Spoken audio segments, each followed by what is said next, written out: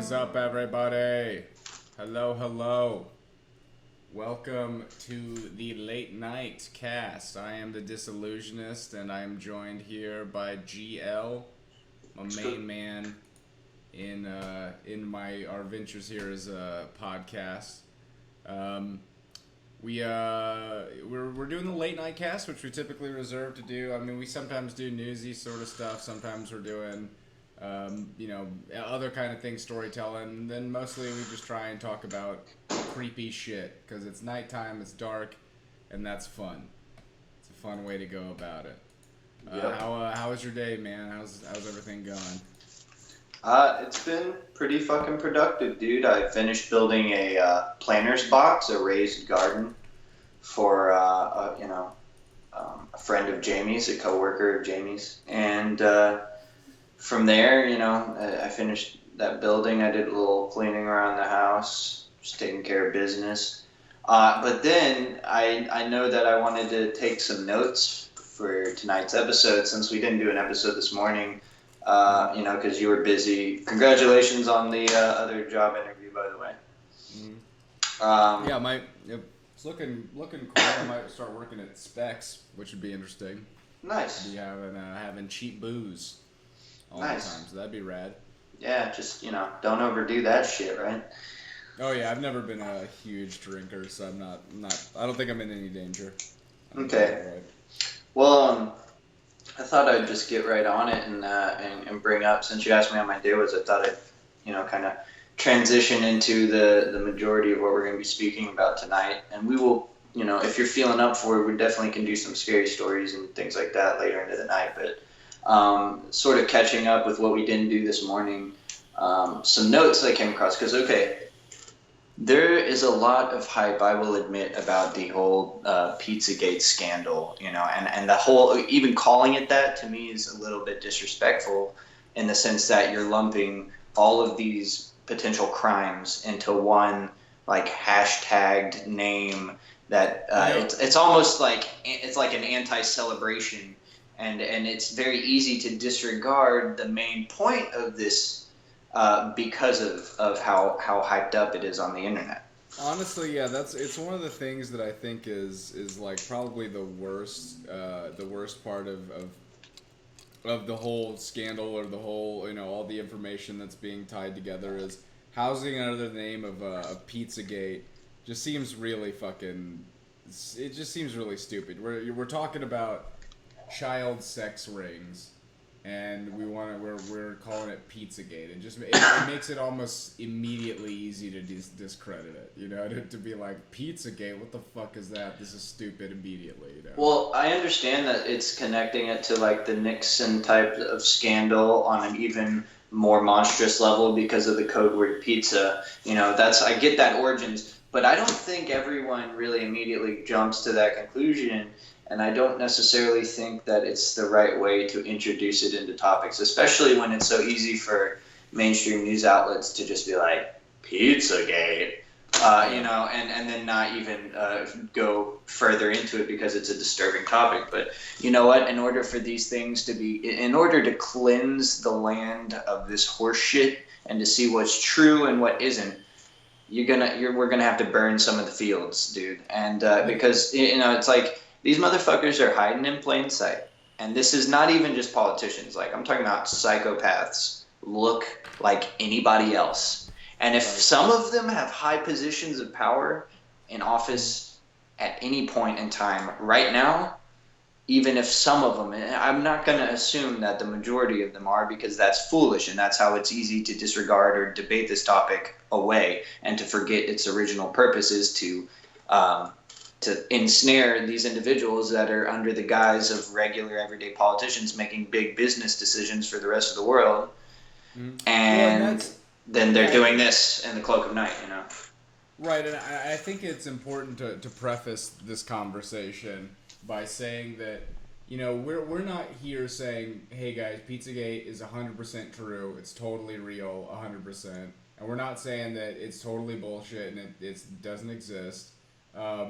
But I think, as if we're trying to make a show that's about, let's talk about the things that don't commonly get discussed out in the open or out in public, um, then I think it's at least worth. I mean, for something that has so much hype and so much surrounding it, that it's worth at least giving it a fair shake. That it's worth at least worth at least just combing through some of the information and talking about it, because the way that I see like the mainstream media covers it is it's just like no one talks about the weird stuff. No one talks about the weird points of the that people are making. They're just like, oh, it's retarded. This is so stupid. It's so shitty and dumb, and it's all bullshit. And there's nothing here. But they won't even bring up the information that they're trying to say is completely ridiculous. They don't even talk about that. I think that's They're trying to say that, officials are involved in a sex ring, and we all know that's completely ridiculous. Haha, stupid, and then they move on. Yeah, exactly. That's a very valid point to make too, because I think the way that it's being treated, instead of actually being investigated and openly reported upon, it's being more like just directly accused as one big laughable issue that can just be thrown away. Oh, it's not real. It doesn't hold any real water. Okay, well, I was tired of hearing that, and so I was trying to figure things out for myself. I'm not waiting around to hear from mainstream news outlets to tell me what's actually going on. So what I did find out is that something's been going around on the internet, okay? And before I tell you exactly what it is, I need to let you know that not only has this immediately been posted and gone pretty viral, and you'll see it in a lot of like maybe lower tier online news outlets. But now there's already a smear campaign in one of these third-party news outlets. I'm trying to maybe if we can figure out which articles they are, I can post them in the description below. Later after going back over this, but essentially what I'm saying is that there are two images of two alleged suspects in a 2007 case in Portugal, where a little girl, a 4-year-old girl, went missing. And at first there were two suspects, and these two suspects, the two images that come up, they were beginning to be compared side by side to the Podesta brothers.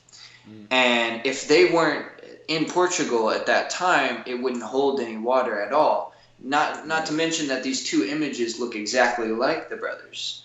Well, I kept digging, and I saw that, exactly on that same date, May 3rd, 2007, a mansion under the name of Sir Clement Freud, who ends up being accused of molesting girls, he loaned his mansion. He was out of town, but he loaned his mansion in Portugal. That was a third of a mile away from where this girl went missing on that same day. He loaned his mansion to the Podesta brothers. So they were in Portugal at the same time that I believe her name is Madeleine McCann. And if I'm not mistaken, she was from Europe, I believe. Her family was visiting Portugal, and they left all the kids in their rooms and went to go eat a big dinner. And they kept checking on their kids, and the next thing you know, Madeline goes missing. Well, another thing that comes up is an image from much further down the line, almost 10 years later, of John Podesta, the skinnier one, that he's hanging out with a group of people playing a game of cards. And there's this random girl off to the side with nearly, like, dare I say, a haunted expression on her face. And the people, posting this all over the internet are claiming that they, like, zoom in this image and they compare it to what she would look like, down the line, a sketch drawing, and they're very similar. And then they have this older image of the girl compared to the newer image of this girl, and the noses seem similar, the facial features seem similar. And this girl, yeah, they are very, very similar. They're pretty close. We can't confirm that this is the same girl, but all the circumstances are definitely just it seems too coincidental to me personally. It's a very large accusation to make towards someone of such high regard in the political realm. But at the same time, these are the kinds of questions that need to be looked at and investigated very heavily in order to be hopefully disproven. Because we're not trying to prove that this is true.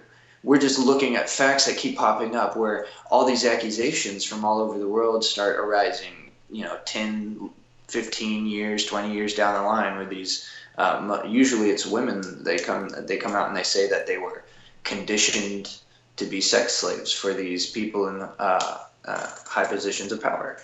And it never really is directly approached. It's always kind of sidestepped because we have other much more pressing matters at hand. But you know what? Washington, D.C., if I'm not mistaken, we were having that conversation a few episodes back. Things are finally bubbling to the top.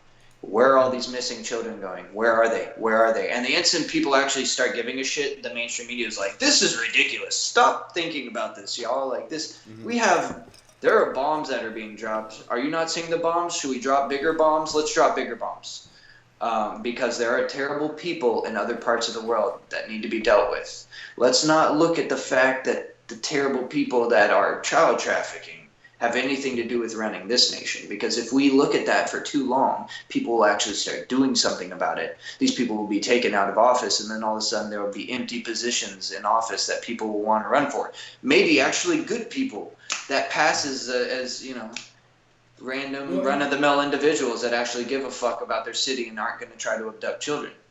You know what I find exceptionally bizarre about the whole, the way the mainstream media treats it, is that one of the things that I just find completely ludicrous is they attack WikiLeaks and are like, yeah, well, WikiLeaks is just full of shit here, and they're just posting fake stuff that came from Russia, and it's like, WikiLeaks has, 11 years of 100% accurate leaks and reports. WikiLeaks hasn't once given a false piece of information ever for 11 years. I don't think there's any other news organization on the planet that can claim the same. I don't think any of these mainstream media outlets that are talking shit about WikiLeaks have a track record that is spotless, and WikiLeaks has a completely spotless track record. They have never reported a false piece of information, to my knowledge, once. I think it's a really good point that you're making, because if you're going to look at it in a broad scale, like on a giant level, if you're going to look at the bigger picture, let's say, you're looking at, it's like that old riddle, one of us always lies and one of us always tells the truth. Like, there's literally one body of information that is trying so hard to make itself known, and that's the truth. And then there is what is portrayed before the mainstream masses, just like what we sit down and see on television and what's referenced all the time as how certain people tend to act and how certain relationships tend to be, and all these general conditioning notions that are implemented in mainstream television and news. We're all starting to find out that it's not, it really is as fake as we were joking about it being. Fox News was the first most obvious source to joke on, oh man, just rip on Fox News because they're the only ones that are lying. But you know what? It was funny. One of the, if I'm not mistaken, I believe it was one of the Rothschilds that was thanking. He was quoted. My buddy Nick Tyrus. Thank you for sending me this quote. He sent me a quote one day to just give me an idea of how, this was years back, of how bullshit the mainstream media is. I believe it was one of the Rothschilds was saying, and thank you to Time Magazine for always saying exactly the right thing to make sure that people are being led in the right direction. He essentially, in a very roundabout way, is thanking Time Magazine for being full of shit and feeding people what they want to hear. And that's supposed to be one of the most legitimate magazines that anyone knows about. It's all over the world as having the most important, front picture per story, and they're always capturing some of the biggest stories in the world and the truth and what's happening.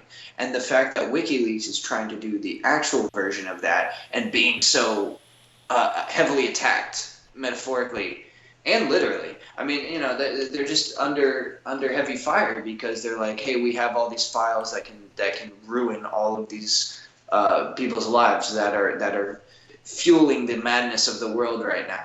Like we have the ability to depose them.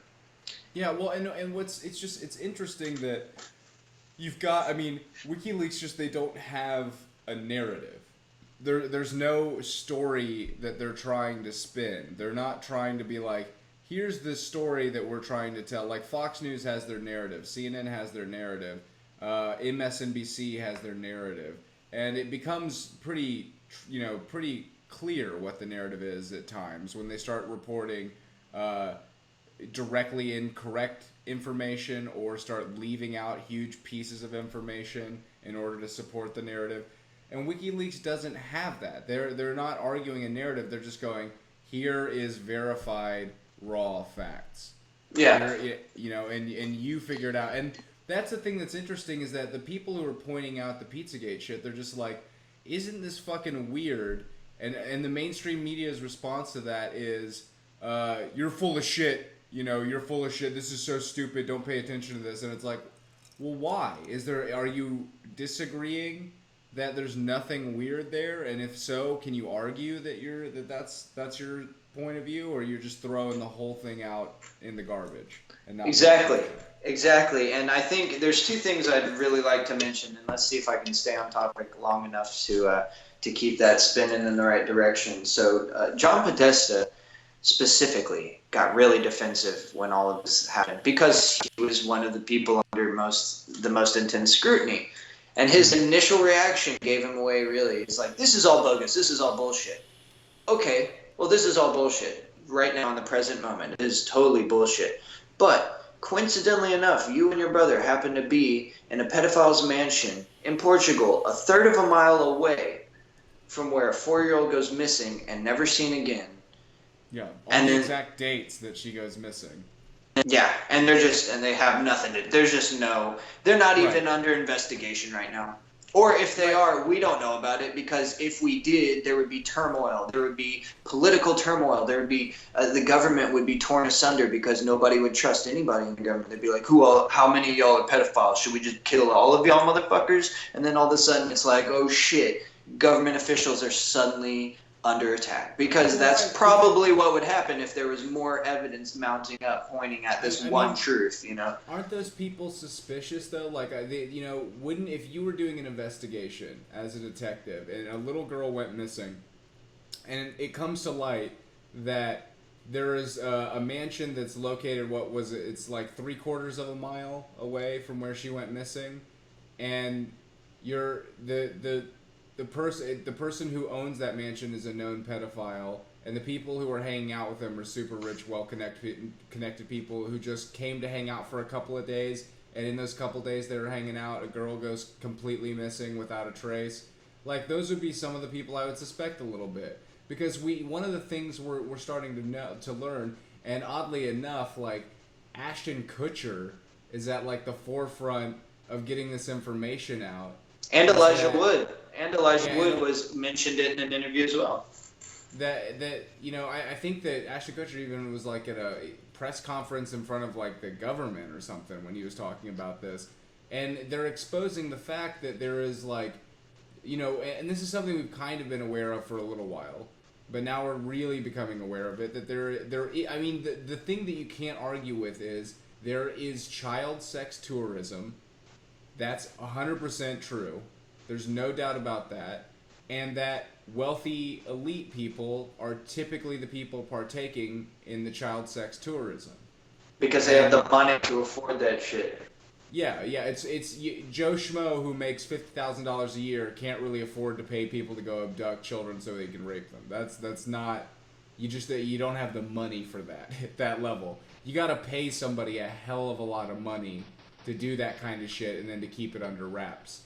And it's bizarre to me that when some information would come up that would be like, hey, here's some weird shit, that we go, oh, there's some wealthy elite people who are connected and friends to a now known pedophile, and a child went missing when they were hanging out at his mansion. doesn't draw any attention, that doesn't throw up any red flags to anyone, that to the mainstream media is completely ridiculous and ludicrous and holds no water. Why? Why isn't it at least worth having a discussion about? Why isn't it at least worth looking into a little bit? I'd like to support you there and say, this is really just one giant act of cognitive dissonance from humanity. It really is, and it's unfortunate because I feel like I'm a part of it too. And every time I talk about it, it gets weird. You know what I mean? Because it's hard not to discuss this without feeling just like, just cringy about it. Because what this means is there's potentially an inevitable truth that must be faced by the people if they wish for change and reform.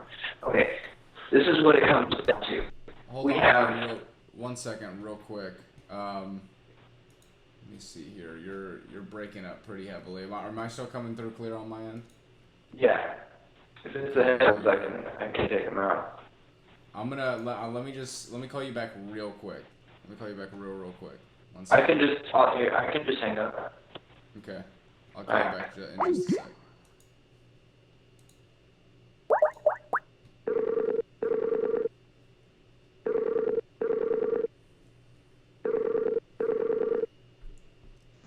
Yo. Is it better? Let's see. Go ahead and talk. Can you hear me? Yeah. Okay, that's better. Okay, it's a lot better. All right, so we're still going? Yeah. Okay. So what I was going to say is you basically have everybody that is aware of this, the amount of missing children is horrendous and must be figured out, like what's going on. There isn't an answer, and we need to figure it out. And before it just keeps happening and it gets worse and worse, and then just let nobody does anything about it. No. What's happening is there's this wall of cognitive dissonance that if you have the ability to keep your shit together while you walk through it, on the other side, you'll see a bunch of information you may not want to see. God damn it. But Hold on, man. I'm sorry. You're starting to break up really hard. Can you hear me better? Go ahead. Can you hear me better? It's still super choppy. Here, I'll hang up. Okay, let me try that one more time here.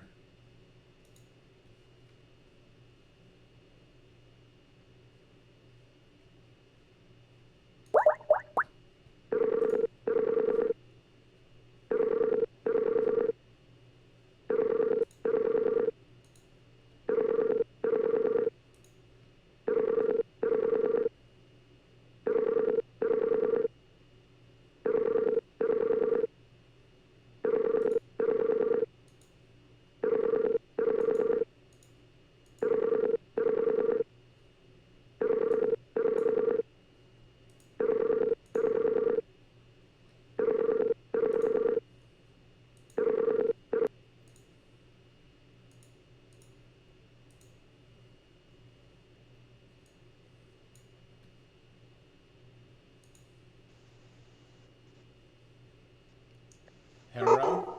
What up? Yo. Hello? Can you hear me? I can hear you, yeah. Hearing is good. Hearing is good right now. Cannot see you, but I can definitely hear you. Excellent. Shut up!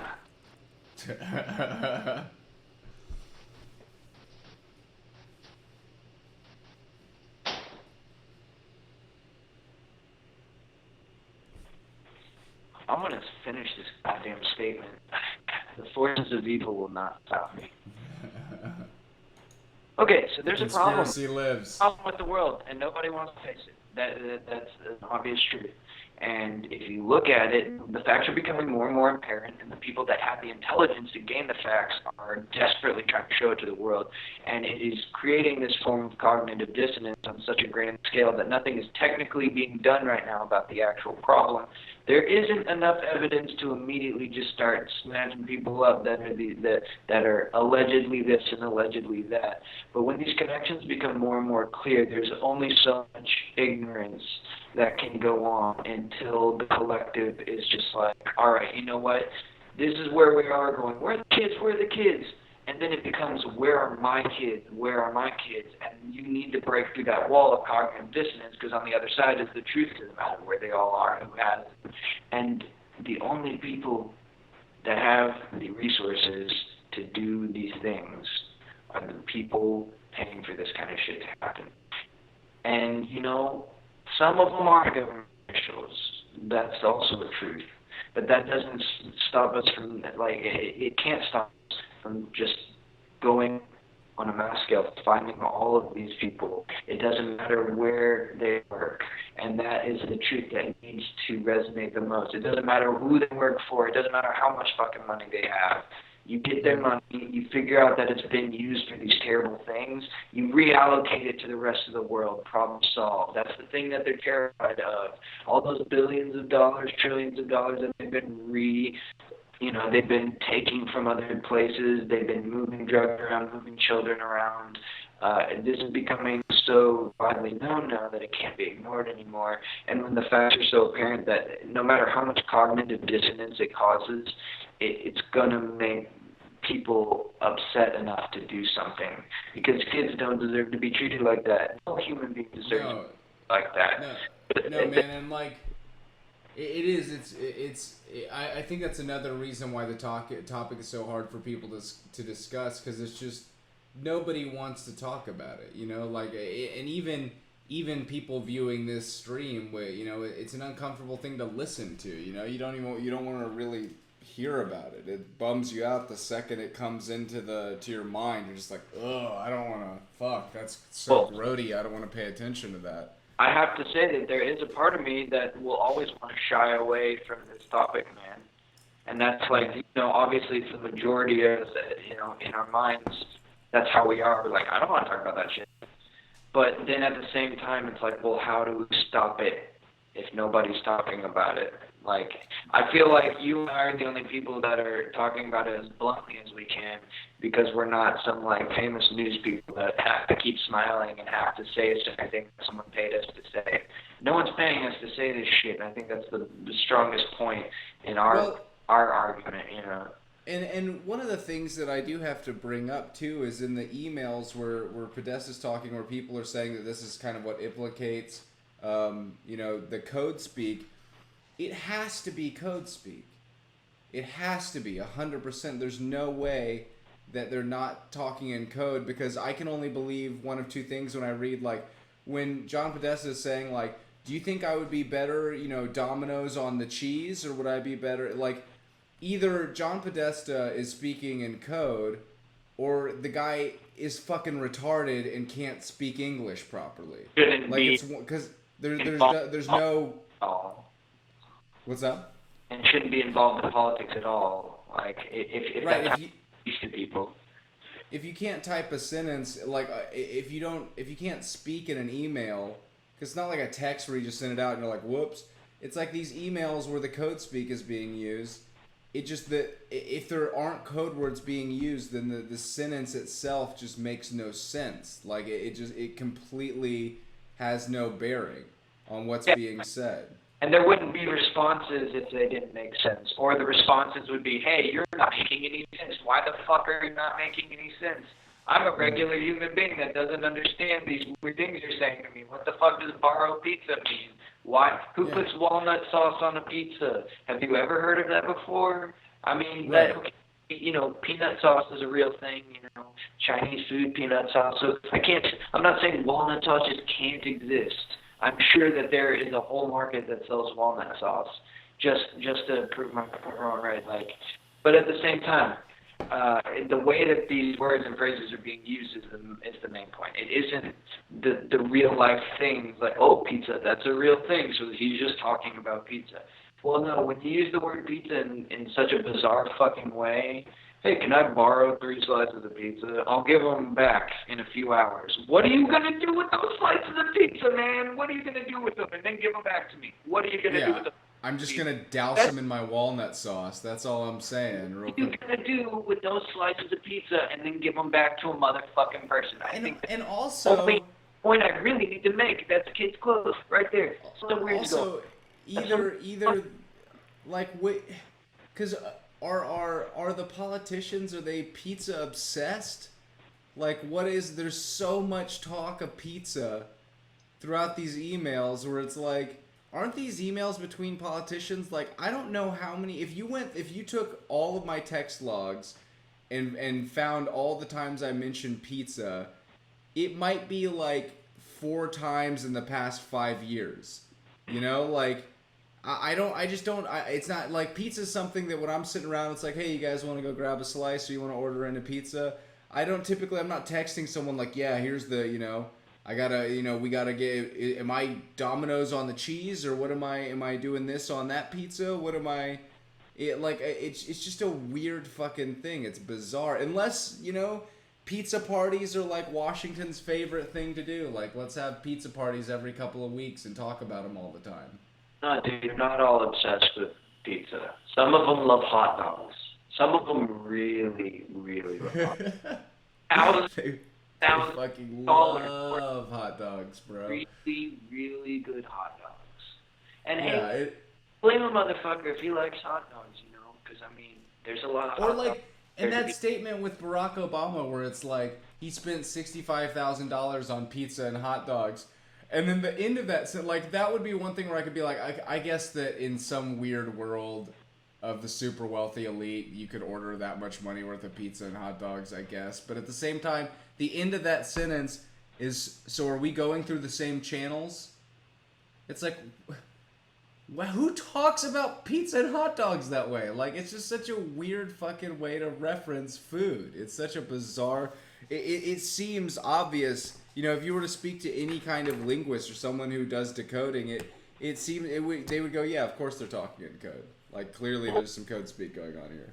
Before we just brush this all off as a lot of food being wasted by the elite, because this could be the easy argument for a lot of people that don't want to believe this shit, because it's just so horrendous that it's hard to want to believe, right? Because that means that a grand design must be totally turned upside down and turned into the right infrastructure, the proper infrastructure.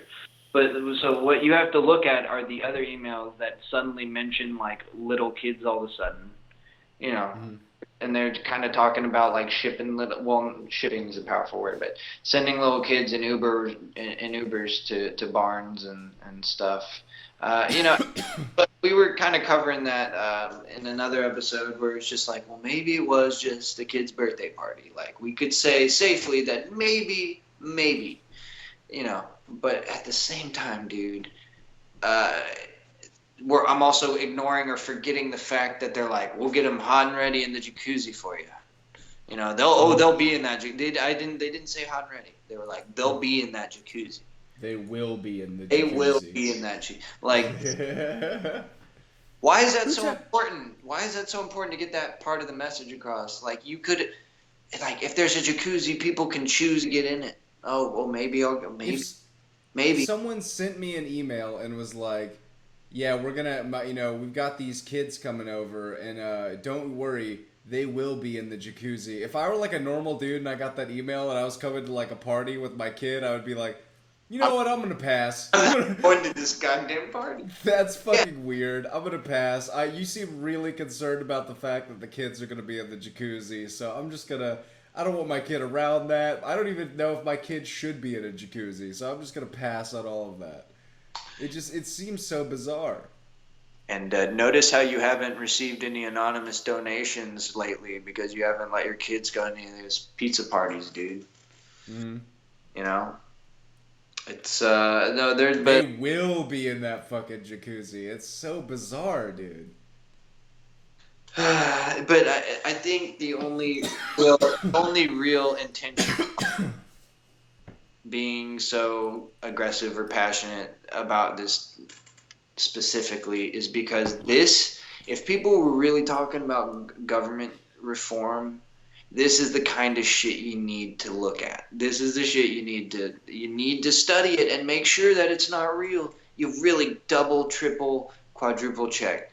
Because if politicians have anything, if any politicians have anything to do with where all these kids are going missing, it needs to be dealt with. Or it won't stop. Or the hundreds of kids that are going missing in Washington, D.C. that like the analyst, the guy who crunches the numbers of all of like missing children around the country, is himself like, yeah, there's like a ridiculously large, spike in children going missing. Like there's an absurdly disproportionate amount of kids going missing in Washington D.C. And like go ahead. We're not sitting here saying that, oh, of course, all politicians are involved in this child sex ring. We're not saying that, everyone from top to bottom is involved in it, but it's like, we know that the only people who get involved with child sex rings are wealthy elite people, and if some of those people are in the government, then not only do they not need to be in the fucking government, but they most certainly need to go to fucking prison. And we still, like, the mainstream media just pushing it off as it's nothing just seems to be, like, you're not really doing your job there. Isn't it your job to at least cover it? It doesn't bring, like, that people argue, like, oh, but that brings, like, what if it is ridiculous and it brings validity to it? And it's like, it would bring validity to it if you were doing like what Alex Jones does, where he's just like, this is fucking real and they're raping the kid. Like, that brings validity to it because you've got a guy who has a group of listeners that are just like, this is absolutely real and we have to be worried. That it's not bring validity to something by just asking questions and going, what is this all about? This seems kind of weird. What is this about? Hey, John Podesta, what did you mean when you said are you better off being Domino's on the cheese or on the pizza? Because it seems to be a nonsensical statement that doesn't make any fucking sense. What did you mean by that? Like, that, it doesn't seem outlandish to ask the guy that question. What's going to be interesting is if this video specifically receives any kind of scrutiny directly from any actual. Like all of a sudden we get 3,000 thumbs down. Like when we people start getting hired to shit on us because we're making such a valid point. It's like there is a truth behind this that needs to be solved, and every time people get too close, it seems to be like laughed at. Well, and now that I mention Alex Jones, here's what's bizarre: is Alex Jones has recanted his statements on Pizzagate. Which is fucking weird because Alex Jones hasn't recanted his statements on anything. He says a whole ton of outlandish shit, and he never is like, I'm sorry, I never should have said that. That was the wrong thing to say. He never says that. He never backpedals and dials it back from that. And this is the one thing that he's like, okay, I gotta say that I was wrong, and this was wrong for me to talk about. I gotta say, what I immediately think of every time I've seen that small clip of, if you want to pull it up and play it, I can't see, but I've watched it before. Alex Jones is apologizing and crying, like sobbing, almost hysterically, and basically just taking it all back to one degree or another, right? And you're saying you've never seen him do that before, and I'm not going to say that he's never done that because I haven't watched all of his shows or episodes. I've seen a few of them. I lived with a person that watched him and listened to him a lot. But I have to say, yeah, it definitely stands out to me, and it reminds me exactly of when Glenn Beck, I'm saying his name right. There's a video of him sobbing hysterically and being like, they're making me say this. And then he starts kind of laughing, like it's making it seem like he's laughing. Because he's like in the middle of talking about some wild shit. That everyone... Like there's somebody off camera with just a pistol pointed at him, like, don't make it seem too fucking weird. Laugh a little bit. Exactly. It's funny. Yeah, if you look at it with this kind of open mind that, like, there are these weird little loops or weird little fucking unseen things going on, strings being pulled behind every TV show. Every show has its writers, okay? Every show has its writers, so the writers are telling a person to say something. To a certain degree or another, and then the people that are, kind of paid. There's a whole chain of events going on where someone's being paid, essentially an influence to do this one thing, and then that's being translated into these people that are acting essentially.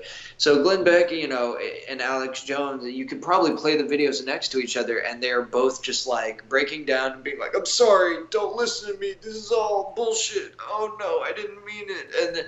And it Right. really seems to me like what I think of the most is like the bad guy in movies that's not really a bad guy, who just tried to be a bad guy and was like paid to be a bad guy in one moment, and he like almost killed his best friend, and then he's just like, "This is wrong. I shouldn't have killed my best friend." But at the same time, like if he thinks it's going to protect the people or protect his family, if they tell him, if he's being threatened because he got too close to an actual truth because of the way he hypes things up and how much of a live wire he can be, like gets a lot of attention and a lot of views. And then he was talking to Joe Rogan not too long ago on episode 911, and he got a lot of attention from that.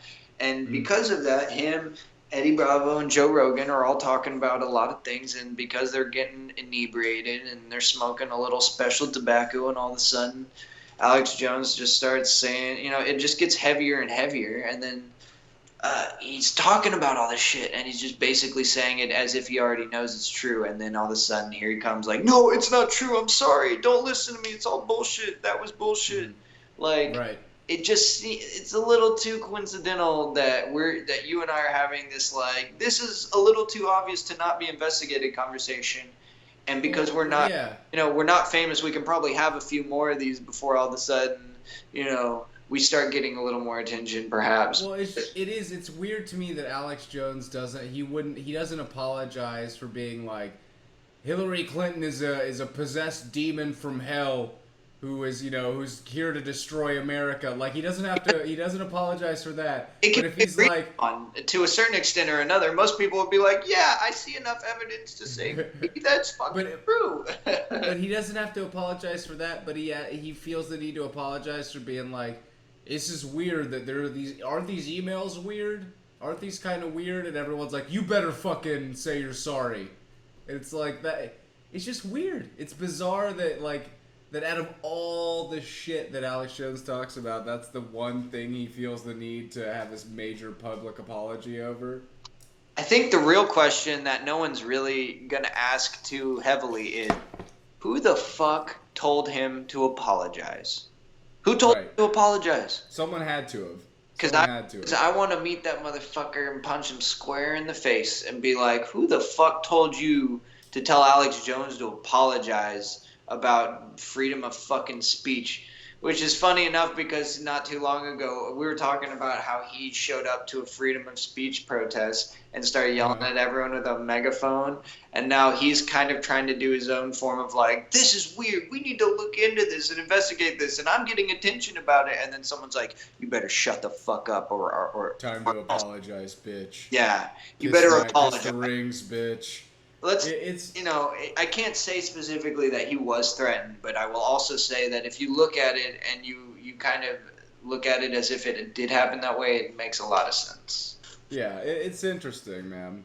And that's with all of this, I don't know how much deeper, down this we have to go with as far as like information that we've got, but it's just, it's all together, it's this really weird thing that is made more weird and more suspicious by the fact that the mainstream media completely refuses to cover certain aspects. Like, I remember I watched Stephen Colbert talking about it, and Stephen Colbert was just like, if you want news, you shouldn't be listening to people on the internet, you should be listening to the Wall Street Journal, because WikiLeaks is bullshit, but the Wall Street Journal isn't bullshit. And it's like, wait, did Stephen Colbert say that?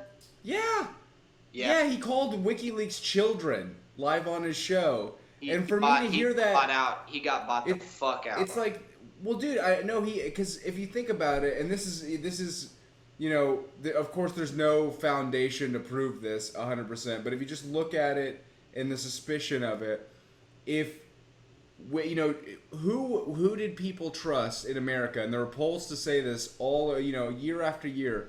Who do the people, the youth of the country, who do they trust as far as their media outlet? It was Stephen Colbert and Jon Stewart, over and over and over again. everyone was like, do you trust CNN? You trust Fox, Bill O'Reilly? You know, you trust any of these people? And everyone was like, fuck those people. I trust Jon Stewart and I trust Stephen Colbert because they don't have a motive. They tell, you know, they're on a comedy show, but they seem to dive into the truth. They bust people's balls for lying. I felt you know? that way. That's how I felt when I was a lot me too. younger, you know. You and Me I too. And then time. and now both of their shows are gone, and Stephen Colbert's on this complete. He's not on Comedy Central anymore. He's on basic cable, and he's got you know, now he's talking about how you got to listen to the Wall Street Journal because they're the ones who are accurate, but you know, WikiLeaks is full of shit, and it's no. The Wall Street Journal fucks up all the time. WikiLeaks has never fucked up once, ever. They don't make fuck ups. That's the whole, that's like part of their brand, is that when people are going to blow the whistle on something and they're going to trust somebody with this terrible information that just has to get out, do they go to CNN? Do they go to, you know, Wall Street Journal? No, they go to WikiLeaks because they're like, you're not going to spin this in your weird twisted way. You're going to put the information out as is. Exactly. You know, you're not gonna lie. You're not gonna do any weird narrative twisting. You're just gonna put it all out there. But yeah, now you've got people like Stephen Colbert and all over. It's, you know, MSNBC, CNN, and Fox saying, "Oh, WikiLeaks they're not credible. They're more credible than you, bitch. What the fuck are you talking about?" It's become apparent to me that some of our favorite icons have been bought off to just say whatever the fuck they need to eat their fancy meal and to sleep in their fancy bed, and no one bothers them because everyone loves them. Well, and that's how. It's a pretty good trade-off. Speak a little bullshit and everybody loves you, and you get to live wherever the fuck you want, travel wherever you want, have a great family, and never really have a problem in the world except for the unexpected ones, you know? I mean, that's how powerful and how good money is, man. It's yeah, I mean, in America, when you're making that kind of money, it really is just, hey man, you can have whatever you want, as much as you want, whenever you want. Things are going to be amazing. You'll never have to worry again. Your biggest worry is going to be like, oh, do I buy the, you know, the yacht with the pool on the front of it, or do I buy the one, you know? When those are your biggest worries, it makes sense that people sell out for those reasons, because it's a selfish reason. It's not an altruistic reason, but for me, like, I'm so goddamn broke right now, and like I have no fucking money, and I'm constantly stressing out about just my basic needs and trying to survive, that it's one of those things that it's hard to say, you know, would I be above it all? Would I rise above the aspect of greed and money? Because like, fuck, dude, like, you know, it's one of those points where you're like, you know, would you, if some dude, you know, came into my house and was like, I got a briefcase with $1 million in it, will you suck my dick? Like, if I'm being honest right now, 100% yeah. I don't care how greasy and nasty that dick is. It's like, for the love of God, man, I just can't, like, I'm so tired of being broke and poor. If all I gotta do is suck a dick real quick, I'll knock that shit out, slurp it up, let's get going, because I'm fucking sick of being poor. I know the things I could do with $1 million, and I'm not so prideful that I can't just fucking choke down a load real quick. I might be. But really, yeah, I know exactly what you mean, man. If I had $1 million, I feel like I could start changing the world just by investing in the right things and building the right contraptions, and, you know, trying to redesign certain parts of the world that don't have the similar benefits that we do, that we take for granted every goddamn day. You know, like, one of the reasons I feel ashamed to be an American, and I say one of the reasons I feel ashamed to be American, I don't mean to sound like a fucking social justice warrior or whatever. I respect my country. I respect the people that think they're doing the right thing for fighting for it. I'm also just saying that kind of well, I think what we're talking about. I mean, I'm sorry. I kind of got a grasp of what I was saying. I lost track. No, go ahead. Going back to the concept of, like, the person that's been poor before, if you suddenly gained $1 million, you'd probably do something better with it than the person that had always had it and was raised from a family that just wasted it away or squandered it, you know. Right. And it is debatable what squandered means, because if you've earned this money and you're sharing it with your family, that's what you deserve to do, and that is the other side of the argument, right? Mm. But if you're misusing it, if it can be proven that you're misusing it for terrible, terrible fucking things, then it should be taken away from you. Well, yeah, and that's the thing is I don't think you ever like that's the difference. You don't become a billionaire because you just like you grew up. You don't go from dirt poor to being a billionaire one day. Like that almost never happens. You typically go from dirt poor to like if you're really successful and you just fucking you kick ass and you do everything right, you might get a couple $1,000,000 under your belt. You get to be a billionaire by essentially growing up with money already, coming from wealth, being secure, and learning how to make other people spend their money for you so you don't ever have to spend your own money. Exactly. You're constantly going, you spend your money, you guys donate to my cause, and you learn how to manipulate and kind of coerce people into doing things for you because of the connections you have or because of where you're from. It's like Mark Zuckerberg, it's not like he grew up, in the South Side in the Bronx or something, and is like, yeah, I grew up with like, our lights weren't on, and I was eating ramen noodles when I was a kid. It's like, no, dude, he developed Facebook at one of the most prestigious colleges on the fucking planet. Like it's not like he was like some poor kid and now he's like, oh, he's a billion. Isn't that amazing of him? It's like, no, he had a good idea. He would have been fine either way. His life would have been amazing either way. He would have had luxury either way. But he happened to come up with a good idea on top of everything else that he did. Well, he kind of sort of stole an idea and then sold it to the. Oh yeah. He stole it. He sold it to the CIA. He stole it. No, sold it to the fucking CIA. No, that was his good idea. Was that? Oh man, these guys aren't doing shit with this fucking thing. Let me just rip them off real quick, and let me make this into a bigger idea for me. But that's how you become a billionaire. Is you go, hey, this guy came up with a really good idea. Maybe I can fuck him out of it and use it for my own fucking selfish needs. Well, that's how you make money in this country. Yeah, exactly. Like that's the concept of capitalism. That's what this country was founded on. But I just think that some of it has gotten out of hand. With the way people are abusing information and money. Those are two huge resources that are being totally abused. And what I wanted to reiterate upon before we probably get into the scary story portion of whatever we're doing, Mark Zuckerberg, he didn't directly sell Facebook to the CIA. He indirectly did by selling everyone's information to the CIA from a certain point in a certain year. But it was enough of the information to where it's like, as a collective, it didn't matter anymore. We're now part of the statistical facts in Well, it reminds me of a Louis C.K. joke. He really nailed it. He told a joke where he was like, back in my day, like back in the 70s and the early 80s and shit, like people would be like, hey man, is it cool if I put your address down on this thing? And everyone's kind of reaction would be like, fuck you, what do you need to know my address for? That's bullshit. I'm not telling you shit. You don't need my information.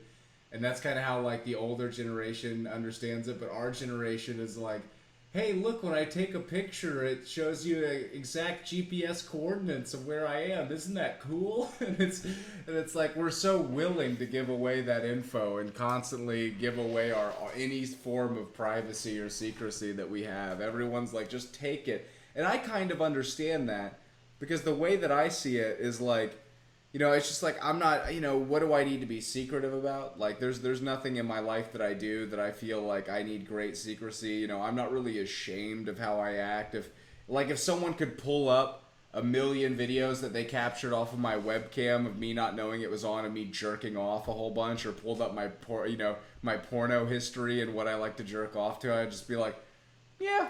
That is what I like. That is me jerking off. It's, so I can kind of identify with that idea of I'm not scared of people knowing that information about me.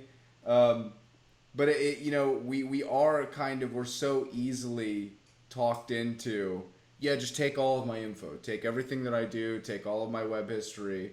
And I think that depending on it, and the reason I guess I'm comfortable with it is because I know the more that something gets pitched to me, the more that something is advertised to me, the less likely I am to go with that corporation out of just spite, out of pure spite. Like when Hulu first came out and there was no advertiser-free version of Hulu, and they would just nail you with the same advertisement over and over and over again, like buy fucking bounty, buy bounty, buy bounty. Watch this commercial again. In my head, it just registers as like I'm never going to buy that soap ever in my life because of how many fucking times I saw that commercial. I'm gonna intentionally go out of my way to buy even shittier soap because I can't stand watching that commercial over and over again. But some people aren't. Oversaturating the market with your name is not necessarily the smart way to get it done. It's just it could be considered an efficient way if you're just flooding everyone's brain with the same things over and over. And to a certain extent, to the people that are mindless up to a certain degree, I guess it does work. But for the people that are willing to question their reality a little bit more than perhaps they should on a day-to-day basis, we're the ones that are like, dude, fuck looking at these. I mean, most people hate commercials. I would say a lot of people do. I do know some people that like enjoy watching commercials, which is kind of weird. But if you look at the amount of time that is in, if you compile the amount of time commercials take in an episode of a show, you would see that it's a huge chunk of that show. And well, that's why now so many people turn to Netflix and shit, is that like when you have the option of having no commercials, like the last time when I watch cable now, when I tune into cable, it feels like my brain is melting when I'm watching it. It's like 5 minutes to show, and then it's like, are you ready for 3 minutes advertising? And because I've been without cable for such a long time, I'm immediately just like, what the fuck is this? Do people still watch this shit? Like, people sit here through advertisements and let somebody try and ram some product down their throat? I immediately, last time, I remember very clearly the last time I watched cable, I was at a friend of mine's place, and they were watching some, it was reality television. And I'll say I fucking love reality TV. I know it's scripted, I know it's bullshit, but I fall in for it works its voodoo on me. I don't know why I get sucked into it so hard like that. We were watching that show. I forgot what it's called, but essentially it's like Survivor, but everyone's naked. Like Naked and Afraid. Yeah, that exactly is that show. And the show is great, but like the second the commercials came on, and I was sitting there and I kept looking, like I was looking at my phone and looking at the time, and I was like, dude, we've been watching commercials for 4 minutes. I'm out. I gotta get out of here. This is too much. I can't deal with it. How is this not directly back into the show? Woo! So sorry for that little brain fart earlier to anybody viewing. It was just kind of one of those trailing off and then being like, oh fuck. But I think it's good. It's the green tobacco. It'll do that too. Well, I will say I haven't smoked any of the magical tobacco in like a week now, and I will say that happens a hell of a lot less often to me now, where I'm talking and I'm like, wait, what the fuck am I talking about? Like I do ramble on like that less often. I also, it's weird. I'm enjoying entertainment for different reasons too. Like I know. I can't get into like mind-numbing entertainment as often. You did just talk about reality television, how much you love it, though. Well, that was like a year ago. Yes, I had Tyler. Yeah. Hey, what's up? Oh, hi. What's up, Katie? I was just driving home, and this dude who was high as fuck on acid just called into the radio. Just called the radio? He was just like, he like admitted that he was like high, and they were like taking calls on like stories about Russians, and so he calls in, and is like, yeah, like, like I like to do acid. And they're like, okay. He's just like, and like I had this, I was like sitting in this room, and I was just like thinking really hard, and this guy was like, hey man, your door is ajar, and he was like, and it like really freaked me out, man. I just like, like you get it, like the door is ajar. It's the a radio jar? DJs are like, oh, Who turned it into a okay, jar? like trying to like come up with a way that's linked to Russia, and are like, oh, like so I guess the Russians are like getting into your mind, and he was just like, oh, yeah, and they're like, okay, well, sorry to hear about your drug problem. He's like, no, man, it fixed me. And they're like, and we have another caller. Hang up. God. And oh my god, I So like you- almost crashed my car. I was laughing so Do hard. you guys want to chat real quick while I pour another drink? Do you guys want to do that? What drinks You are you wanna hop pouring? Rum and stuff into a cup, and then Rum drink and it. what into a cup? And rum Rum into a cup? and ice, yeah. Rum and frozen water. Will you Out. go steal some soda from HEB?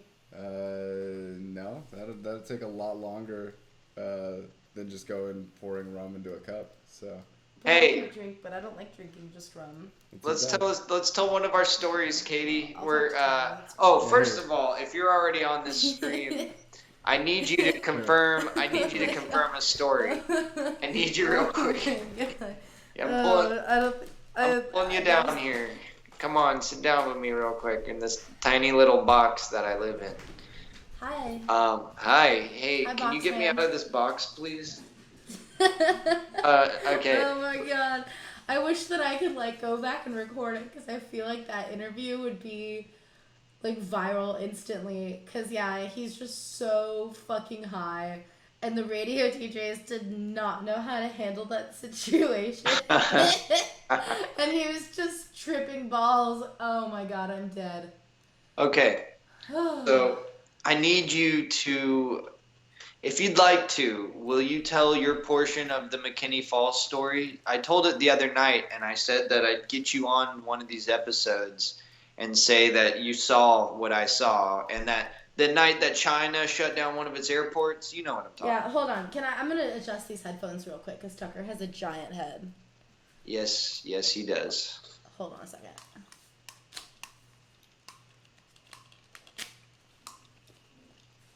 Better.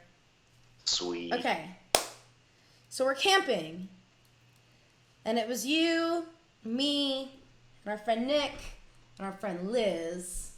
I kept her And name out of it last time because she got pissed when I tried to mention her in a comment about it. She was like, "Don't ever mention me." I was like, "Okay, respect, whatever." I was just trying to. it's different because Yeah. she's my friend. Yeah. Okay. So, anyways, sorry. Go on with the story. Anyway, so yeah, and I'm laying in a tent with Nick, and we're using like a star mapping app on my phone, and are like looking at like the constellations like on the app and like comparing them to like the constellations in the sky. And like I remember noticing one that was like particularly bright, like a really bright star, but like we didn't like we were like, what is that? You know, because it wasn't on the. I got to interject really quick, and you're totally telling this story absolutely differently because we were sitting on a picnic table, drinking wine and smoking all together, and then you stood No, when up. Nick and I saw it, we were laying in the tent. I remember. Okay, because I was like, yo, that's the Draco system, and then you walked over with the tab. Oh, I'm telling a different story. That was okay. So that was when we saw like something earlier in the My night. bad. Yeah, because Okay, later cool. in the night is like what stuck out to me. Because yeah, after that had happened, because yeah, we were sitting at a picnic table and we're looking. No, it was you pointed out like Ophiuchus, I think, and when you pointed at Ophiuchus, it like we just saw like it looked like a star blew up. Yeah, exactly. It looked like we saw a star blow up. I just needed you to say that you saw that because that story from just one perspective is like, no, you didn't. But Yeah, no, that was crazy. But later that night, Nick and I were laying in the tent, and we were still looking at the sky. I mean, because what are you supposed to do when you go camping? And, like, we were, like, super sober. Like, we were totally sober and, like, not intoxicated in any way, shape, or form. And, yeah, and that's when we noticed that there was, like, a star, like, that was, like, not on the star mapping app that was, like, particularly bright.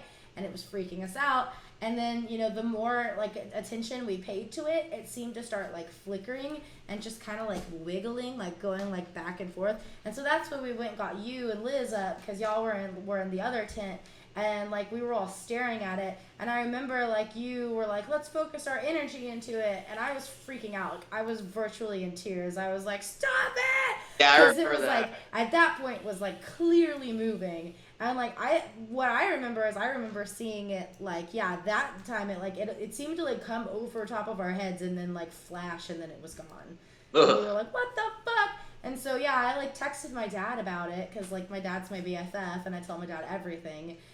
And so yeah, I texted my dad about it, because also my dad has seen some like UFO shit, and so I was like, Dad, I think I saw a UFO, like I don't know what the fuck I just saw.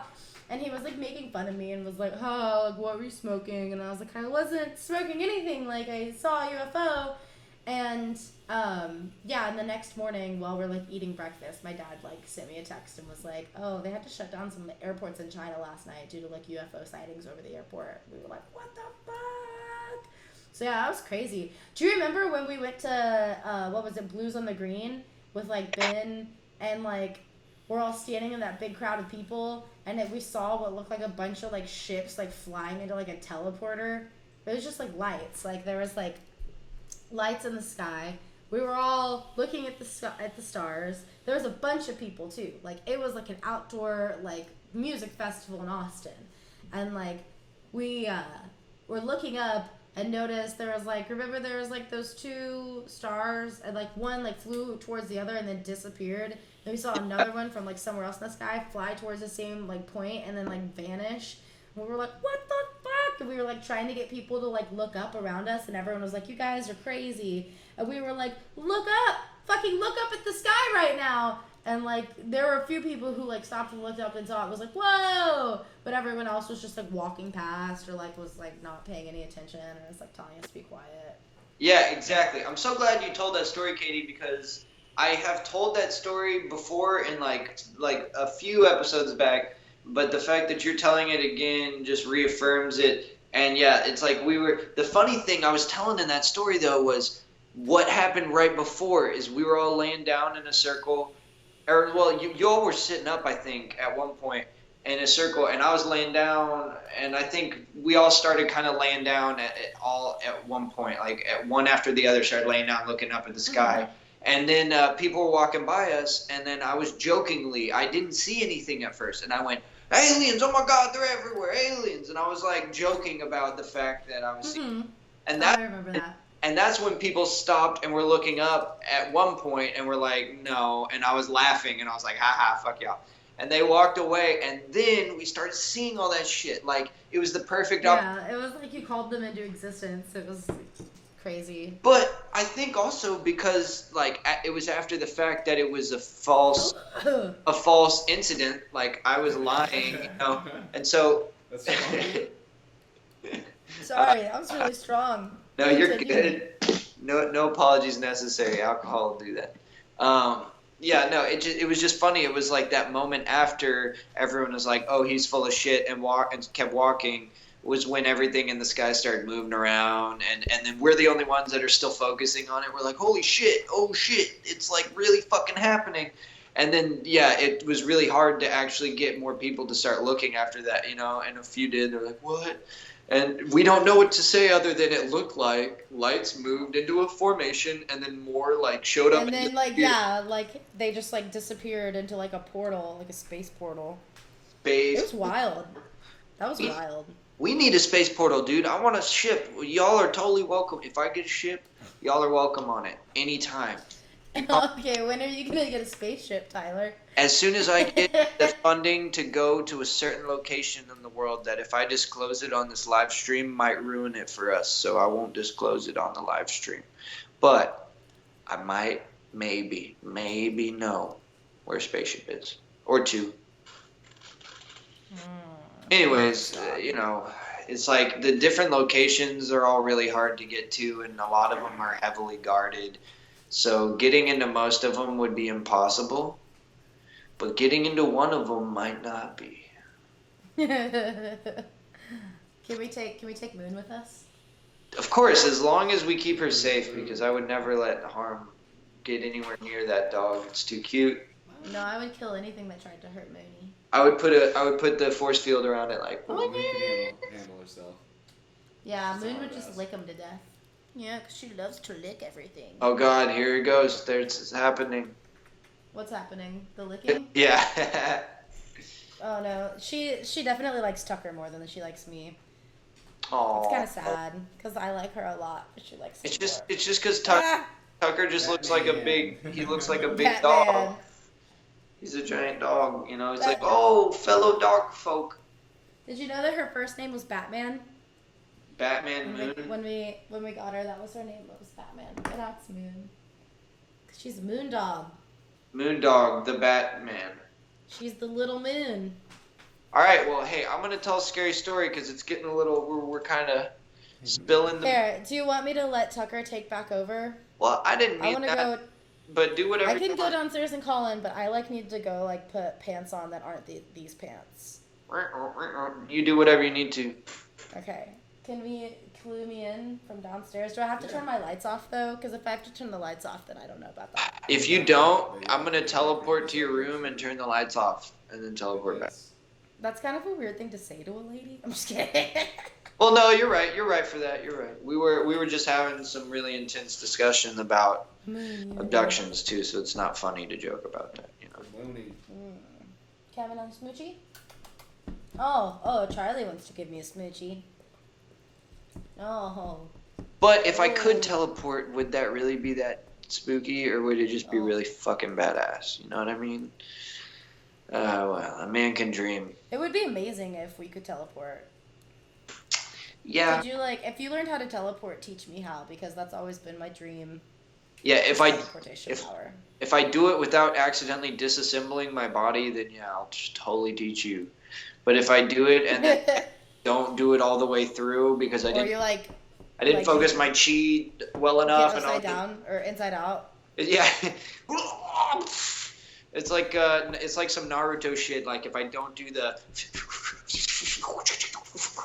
then it won't work. You know, I have to do it just right. What if the only thing that couldn't teleport would be human hair? So I'm just bald, totally bald.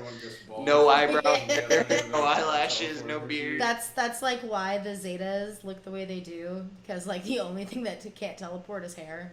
That's weird. That makes a weird kind of sense. They're like, yeah, we got used to the baldening. It was a side effect of using radiation to teleport. They're like, well, we thought using the microwaves to teleport was a smart idea until we all lost our hair permanently, and now we all look the same and we look weird. The CIA microwaves? No offense to, well, what are we talking about? The ELFs? No, I'm just. Are we talking about the ULFs? Okay, I'm gonna go redress myself into something more appropriate for my home attire, since I just got home from work. But I will pass the sticks back over to the Tuck Dog, to the Disillusionist. Come on down, Disillusionist. We need you to. Come on down to the barbecuer. Fuck. Oh shit. Okay, here he is. Bye, Titty Boot. Hey. Bye, Green Lantern. That's right. Good. Oh, I'll see you soon. Yeah. Ciao. Nice chatting. Here you go, bud. Ciao. Oh, shit. I can hear it again. I'm back. All right, you want to tell some scary stories? I think yeah. Yeah, I think that's about where we're at. All right, let me grab my flashlight. Not to be mistaken for my flashlight. Let me grab the one that emits light, not the one that I fuck.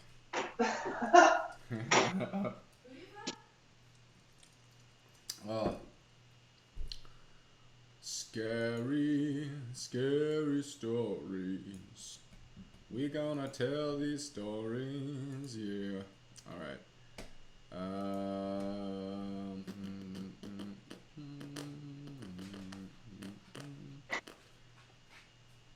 Alright guys, what are are we doing here with the scary stories? Well, I got some pulled up right now. I'm gonna give some. I need to figure out who the fudge wrote some of these so I can give credit to them, because I don't want to just. I'm not trying to take credit for these people's stories. Just want to get a little spook factor going. And I do have more of my own stories to tell, but I think those come with time, you know. And if I'm not ready to tell them, then it's not the time to be told. That's true. Let me see if I can get a name on one of these. Ooh, that's a creepy looking series of pictures.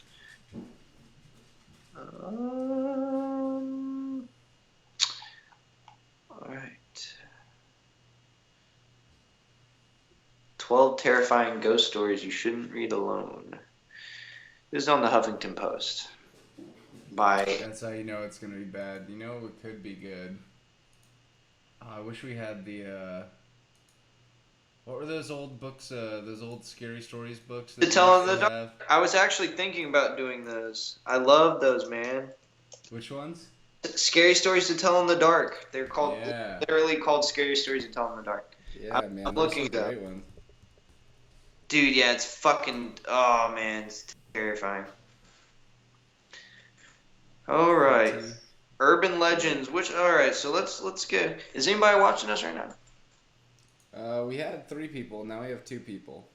All right, let's see if we have any suggestions. Now would be a good time to put them in the chat box. If you're chatting, if you got the ability. Troll Mindy.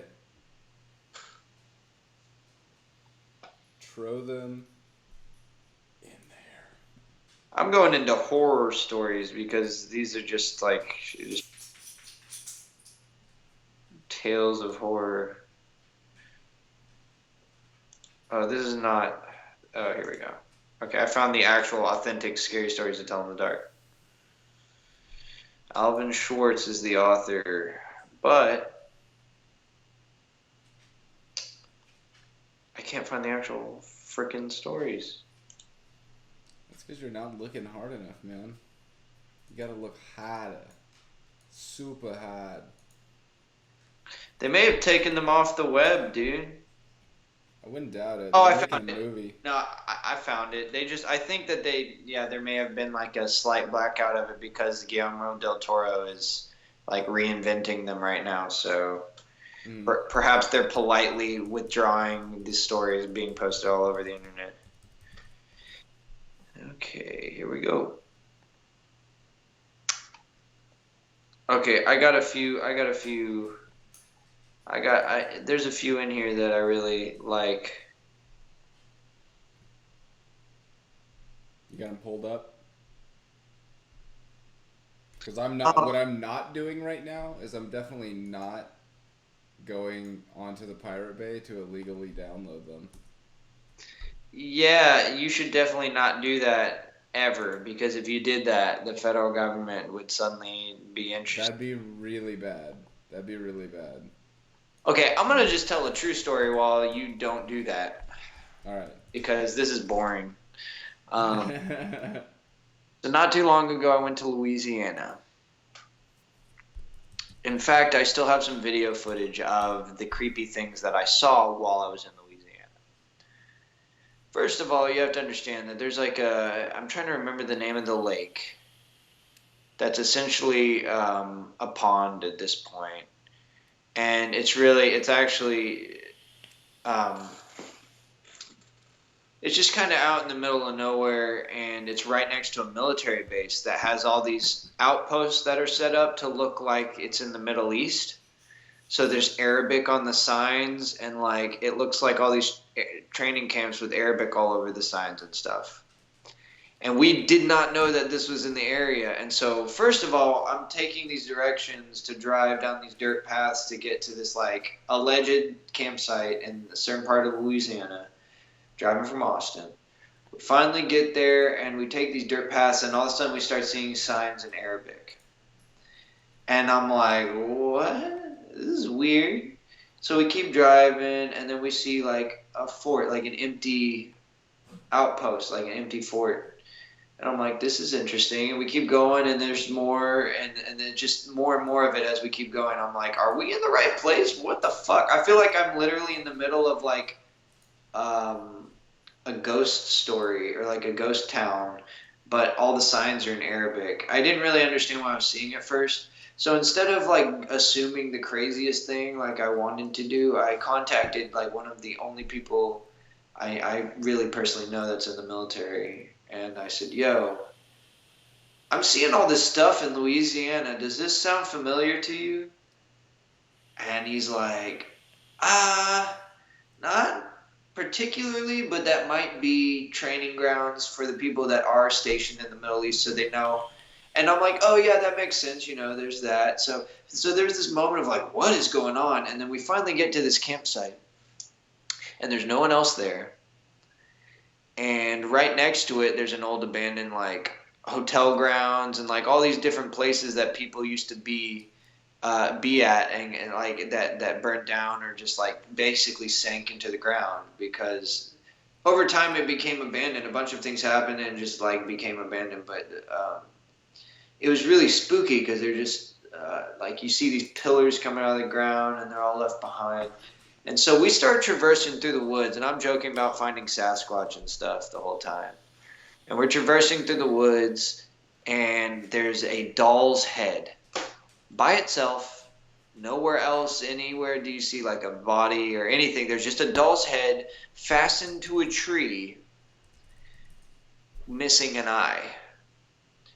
And my old roommate and I see it. And me being me, I'm like, ooh, I was trying to start making YouTube videos at the time. If you see in my channel, there's some older videos that I was trying to make, and I didn't really get too far into it. But one of the videos I never published because I wanted it to be kind of creepy and spooky was me getting all these weird little shots of these different parts of these campsites that were totally seemingly abandoned. But what was weird is the first thing we see is this doll's head on a tree. And my roommate at the time, I'll leave his name out of it because he just seemed like he didn't want to be in the camera shot. And later told me, he was like, it was hard to get information out of him about it because he seemed really like fucked up about something that I didn't know. And he was essentially saying, I don't want to talk about it. I just get a really weird feeling about that doll head. Like, I think he basically was saying, I think it's associated to, like, child trafficking. And I was like, dude, it's just a doll's head that someone found and put on a tree. Like, it's just a doll's head. And we keep walking through the forest, and we come upon this lot, and it's totally abandoned. But abandoned also in the sense that there's, like, a shack that someone built that's like kind of like a little living space that kind of goes down into the dirt. And it's pretty well built too. It looks like there's a little workshop in it. There's a couple campers that are parked there, but they just seem abandoned. There's tinfoil on them. It starts getting a little shadier as I'm like inspecting them because I'm trying to get footage, creepy ass footage. And the more I'm getting creepy ass footage, the more I feel like I'm about to get abducted.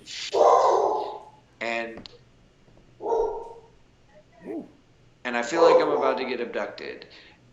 And so I'm like walking up to these campers and there's foil on the windows on all of them. I can't see into them and they're padlocked on the outside. And I'm just like, what the fuck is in these? I mean, I kind of have a good idea that maybe they're just really just left behind and they had some things in there, some valuable things, and now they're just not in use anymore. But it also just, in lieu with the doll's head on the tree, was very weird. And so we kind of keep walking further and further, and it just seemed like it was like stomping grounds for something kind of weird. And almost like, I don't know, man. There was a lot of shit left behind, like children's toys and tricycles and these campers. And it really could be nothing, like not sinister at all, right? But it had this weird feel to it. And yeah, like the whole timing of seeing that like old charred doll's head missing an eye. We had just been taking a tour of these areas where like one used to be a pool, and you could obviously tell like it was an old natural pool that some people had died in, and then there was like this old hospital right next to it where a bunch of people had died from different circumstances. And at night, dude, this is where it got really weird. This is where it got fucking terrifying, actually. So we're in our separate tents because they're not very big, and we're two grown-ass men. We're not going to share a tent. And I'll tell you how, oh man, my dreams just were so weird that night. So, like, I was just kind of chasing my tail, chasing ghosts out in the dark, you know. And so I can't say that I didn't prime myself for fear, but that night when I went to sleep, I saw shadow kids. And I don't mean like one, I mean like a bunch. I saw a bunch of shadow children with like red eyes, and they wanted to get in my tent. And there was like a little girl outside my tent, a little shadow girl, asking me if she could come in to play, essentially. And I was just like, And in my dream, the roommate I had at the time could like hear me in my tent in our dream space. And I go, hey, what do I do? And he goes, I don't know, man. Just stay in your tent. Just stay in your tent. And so I stayed in my tent, and it was like this fucking shadow girl. This is a true story. And it was terrifying, dude. There's this shadow girl just outside my tent, like basically hand on the fucking thing. Just open the tent for me, please. And I'm like, no thanks. I don't know what you want, but I can tell I don't want to give you whatever the fuck you want. Like, there just seemed to be this weird energy, weird presence. It didn't feel right. It felt wrong. And it felt dangerous. Even though it's just these like little shadow children, dude. And what's interesting about this story is that, holy fuck, dude. Holy fuck. I just realized something terrifying. Holy shit. Okay. I didn't realize that this was in the same area as Zombie Road. I was going to mention Zombie Road because if you look up, pull an image up of Zombie Road right now and the Shadow Children. Because oh my God, this is giving me chills. Zombie Road is notorious for having these weird pictures of shadow kids hanging up in parts of the forest that like kids can't get up in. And everyone thinks it's fake. And like, I didn't realize that it's in Louisiana. But it's in Louisiana. And I don't know how close I was to it. But I really would like you, if you can, to pull up a map right now and see if you can find a military base that has like old old testing ground, or like basically there's a certain area of this campsite I went to that's a military testing base facility that you're not allowed to go onto, and it's like a firing zone. You could hear explosions and guns going off and shit. And then also, I think we were close enough to Zombie Road to where it actually affected my dreams. Because I swear, dude, I was not thinking about Zombie Road at all. I forgot up until now that Zombie Road was actually located in Louisiana. But there's a whole documentary of these guys going with different cameras, like infrared and shit, and like seeing like 10, 20 shadows like up in the tops of these valleys that look like little kids, like the outlines, the silhouettes of little kids. And they had the grown men climb up these treacherous little, there are no pathways. They're climbing up through brambles and trees to get up to where they see these shadows, and nothing. There's nothing making those shadows, dude. And they look exactly like little kids. And then I just had no idea there was that connection until me telling you this story right now, dude. I mean, it is like, I mean, I'm so happy that this is when I remember it too, is when we're recording. But dude, that's terrifying because I feel like I really saw those kids, dude. Like, and what's even weirder is that there was the connection to why there would be that many ghost kids is that there was an orphanage right next to this place that is now called Zombie Road in Louisiana. And this orphanage was like home to this notorious doctor. Like, he basically just experimented on the kids and killed them and shit. And they were just not treated properly. And a bunch of them died, and they were in a bunch of unmarked graves. They were never known. Like, they just were unknown. And because of that, it seems to have actually created this kind of energy where there's like a shadow form in the form of these little silhouettes of children. and they just fucking follow people around and shit. And like, I wasn't looking for them when I dreamed about them. I was not telling myself the night before. There was no talk about that with, I wanted to say his name. We'll call him Jay, because, I just don't feel like bringing his name into the story because I don't know how he would personally feel about it. But neither of us we were more joking about finding Sasquatch than we were about finding ghosts. So I think it was just, for me, usually that would make sense, because I think it's not out of place for me to look for these kinds of things. But that, I was not telling myself to dream about that night, dude. I mean, the closest to a correlation there is that Jesse, oh, god damn it, I said his fucking name. Whatever, well, I guess his name was Jesse. I'm not going to say his last name. What matters is that the correlation there is that he saw the doll's head too, but he took it in this totally different connotation. And I saw the doll's head, and I was like, this would make really creepy footage.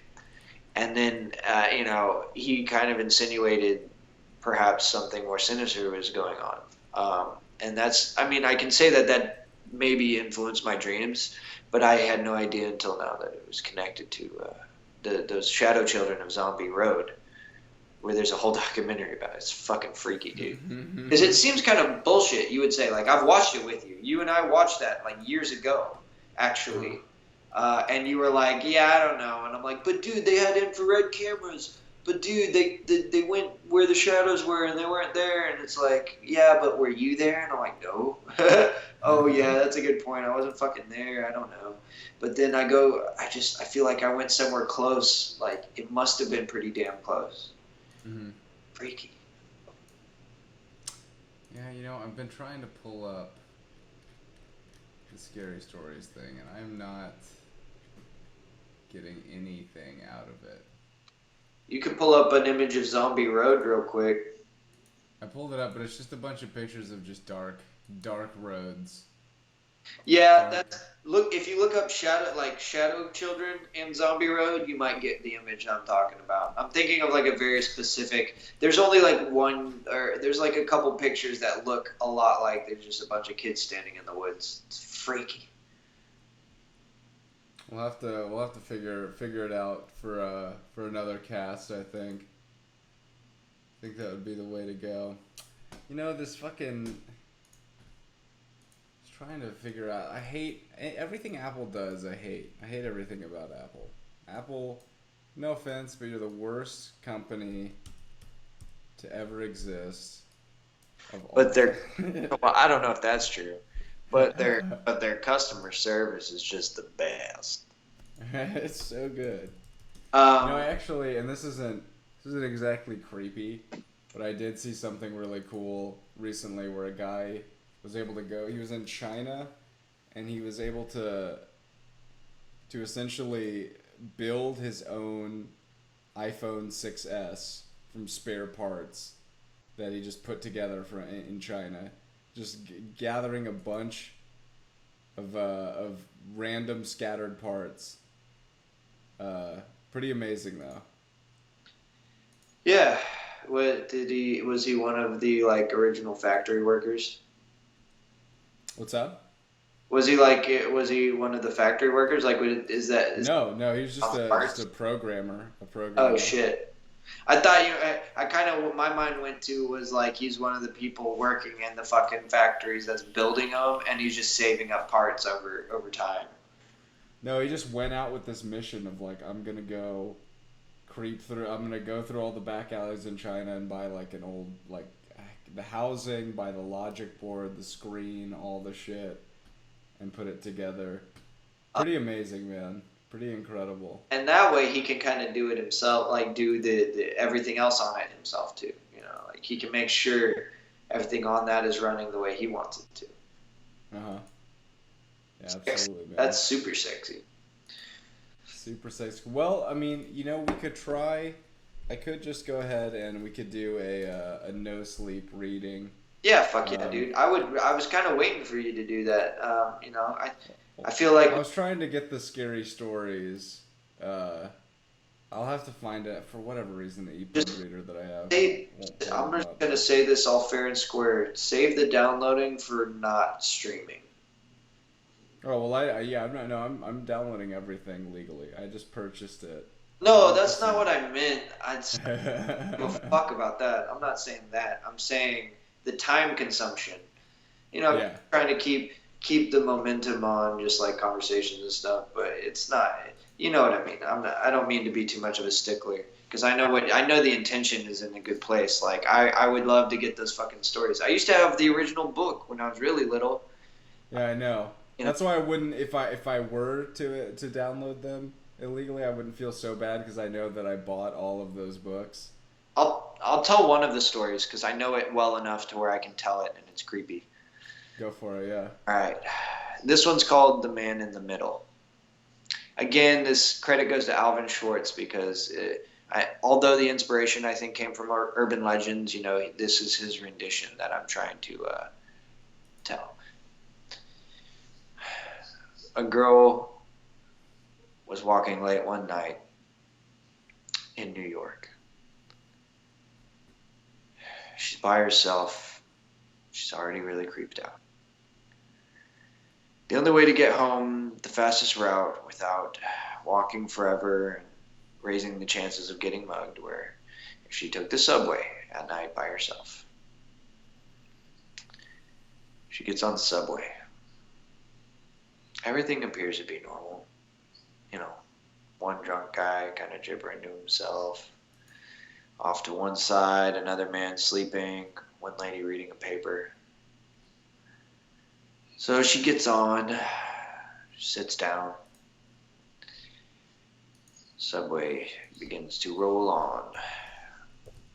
She kind of loses track of time, waiting to get home, feeling rather anxious despite nothing going on at all.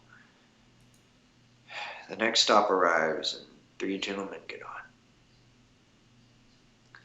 2 of the men are wearing hats. One of them, the man in the middle, seems to be drunk. What? The man in the middle is one of the men wearing hats.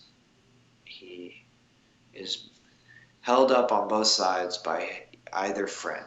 The other 2 gentlemen are holding him up because he's very drunk.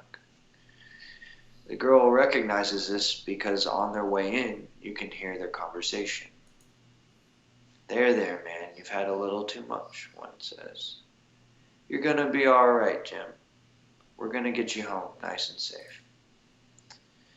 They sit down, readjust, and get comfortable. The doors close, the subway continues. The next stop approaches. The girl gets nervous, wishing that her stop would come sooner. It's nearly the last one. First guy gets up. All right, Jim, walk home safe. He pats him on the back and he walks away, gets off the subway. The girl notices that Jim seems to slump over onto the next gentleman and doesn't really get back up. It's gonna be all right, Jim. I know you've had a little too much, but we'll get you back home safe. Next stop approaches. The girl really wished she was already home. She was getting tired.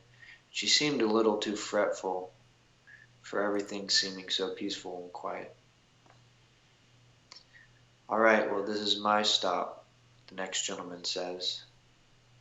He gets up from his seat and he repositions Jim to where he's sleeping peacefully. Have a good night, man. Please be safe. Gets off the subway. The doors close. Subway continues. It's about that time where the girl has been inspecting the situation a little too much, and she recognizes that Jim hasn't moved at all. He hasn't repositioned himself. He seems a little too still. And it was at that moment that there was a sharp turn. The body with the hat fell over. As the hat fell off of Jim's head, the girl recognized a bullet hole, because Jim had been dead the whole time. Jum jum. Jum jum. And I think actually too, there's I haven't watched season 2 of True Detective, but I'm pretty fucking positive. I saw the very first episode, like the pilot for season 2, I guess, and I'm pretty sure that they based that entire season off of that story, if I'm not mistaken. Which is awesome. I'm not saying it isn't. In fact, I need to watch that season. You know, because then we could talk about that too. Yeah, absolutely, man. You're saying season 2 of True Detective? Yeah. Yeah, it's I only watched it once through. I watched the first season probably like 2 or 3 times. Really, really great, by the way. Good lord. Yeah, season 1 really took me for a ride. I remember you and I were really hyped about that show, and for good reason, because it really had that horror, that chaos horror in it that you don't really see very often. Not in that light. Well, I think that may conclude the old podcast, unless you got anything else you'd like to add in, man. No, I think that was a pretty good last story for the night. Perhaps we can get together tomorrow morning if Mm-hmm. if everything goes according to plan, or if you don't have like somewhere you need to be in terms of like interview or what have you. Yeah. I mean, I think I might have something. Oh no, you know what? I'm probably gonna be working, tomorrow morning, but tomorrow night definitely. I think after work I'll come back and see if we can. I'll see if I can put a little more material together for the Friday night show, and we can be a little more prepared. Hell yeah, sounds good, man. All right, guys. Well, thank you for joining us. Thank you for being here as per usual. We love every one of you who stuck around or who's watching this in the future, and can't say it enough. Love you guys. Thanks for sticking around. You sweet viewers. Good night, everyone. Have a great night, y'all.